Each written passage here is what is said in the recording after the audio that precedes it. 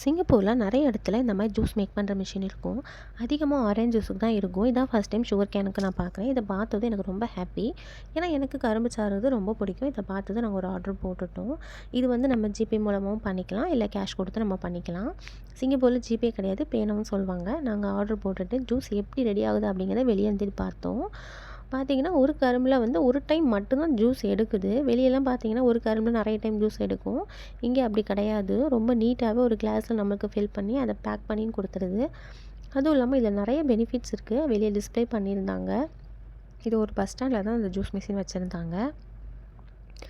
Juice ready ஆனதும் அது பக்கத்துலேயே வந்து ஸ்ட்ரா இருக்கும். நம்ம அதை எடுத்துக்கலாம். ஸ்ட்ரா பார்த்திங்கன்னா ஒரு சைடு கார்னர் வந்து ஷார்ப்பாகவும் ஒரு சைடு ரவுண்டாகவும் இருக்கும். அந்த ஷார்ப்பான கார்னர் வச்சு நம்ம ஹோல்ஸ் போடுறதுக்கு யூஸ் பண்ணிக்கலாம். அதனால தான் அப்படி கொடுத்துருக்குறாங்க. இந்த மாதிரி இன்ட்ரெஸ்டான வீடியோக்கு நம்ம சேனலை மறக்காமல் சப்ஸ்கிரைப் பண்ணிக்கோங்க. பிடிச்சிருந்தா லைக் பண்ணி ஷேர் பண்ணுங்கள். பாய்.